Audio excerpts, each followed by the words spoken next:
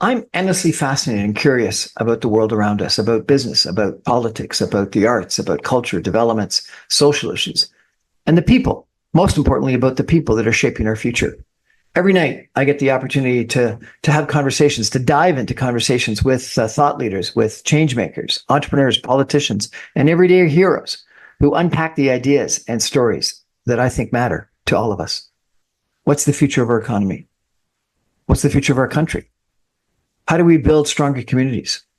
What can we learn from music, theater, sports, politics, the arts?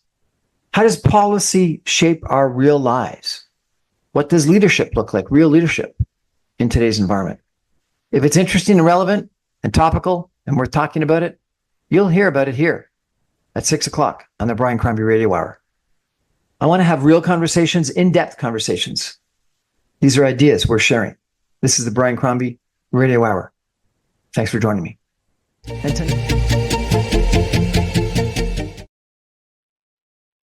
Welcome back, everyone, to the Brian Crombie Radio Hour. I wanted to end the show with Wendy Selkier on AI and innovation with a couple of comments of my own, if I could. I ended up reading this book that Oprah recommended called Culpability by Bruce Hussinger.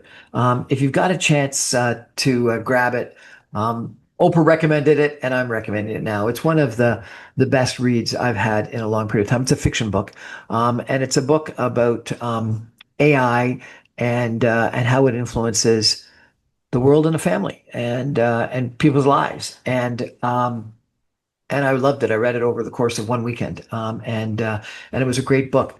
And the reason why I talk about it is because I think as we think about AI, we got to think about how it impacts our lives. I listened to a great podcast by with Jeffrey Hinton, who is the sort of the godfather of AI. Got the Nobel Prize for AI. Was the gentleman at U of T that sort of invented it and fathered it, and then went on to Google and really worked on it. He warned about some of the problems of AI, and he talks about regulation and the need for worldwide regulation and a lot of attention to and thought that needs to be given to it. And you know, this big beautiful bill that the Republicans and the president have just passed in the United States argues the opposite, that you need no regulation because the Chinese don't have the regulation supposedly, and so therefore the only way that the United States can possibly compete with the Chinese is to have no or very little, if not any regulation on AI. This book, Culpability, really puts it all in perspective, because you have to really think about whether AI should be unfettered or whether it should be regulated. And one of the very first examples they give, and I'm not going to give away the story, but it's right at the very beginning of the book, is the trolley bus conundrum. And it's if a trolley bus is in San Francisco going on a hill as a runaway and has an opportunity of going to one side and killing two older people and going to the other side and killing a whole family, should it go one way or the other? And assuming that it obviously has no other options. And it's so what's the value of a life? What's the value of relative lives?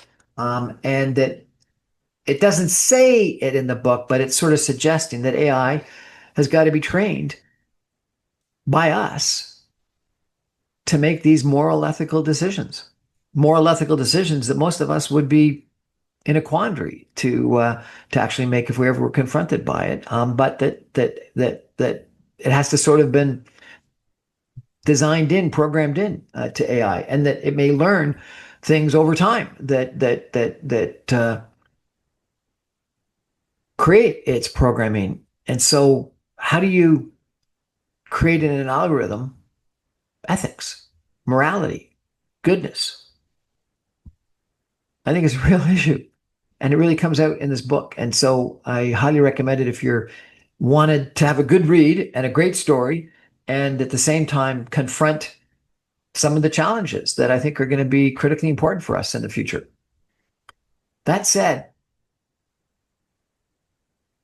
you know, Wendy, I think, has really raised a lot of the issues in regards to how critically important AI is, how she says only 25% of the companies are spending any time on it, 75% think it's irrelevant to their life. But yet she thinks it's going to be bigger than the Industrial Revolution in the way it changes our society, our lives, our companies, our jobs. And I think that that's true. And I think that, as Bill Gates has said, you know, give it a try, communicate with it, try it out. I think that we, even old people like myself, have got to end up making some use of it and trying it out, checking it out, and seeing what it can do. If it's this powerful of a potential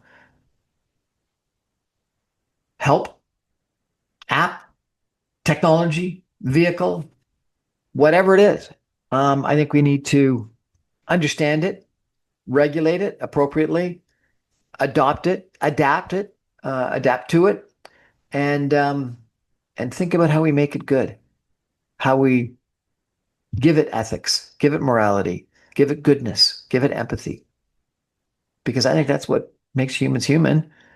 And if these things are going to be making a whole bunch of decisions, we got to try to have them think a little bit more like us, which may not be completely logical at times, but I think is critically important when making life and death decisions, and a lot of others. Anyway, I think it's a great book. I think Wendy was a great interviewee about where AI is going, and I think AI is the future. Get on it. Do what Bill Gates says, and just give it a try. See what you think. Anyway, that's a couple thoughts for me to end my story on AI and innovation today. Brian Crombie for the Brian Crombie Radio Hour. Thanks for joining me. Grab me on podcasts, on YouTube, on social media, or on my website, briancrombie.com. Thanks. And here on Saga 960 every night at 6 o'clock. Good night.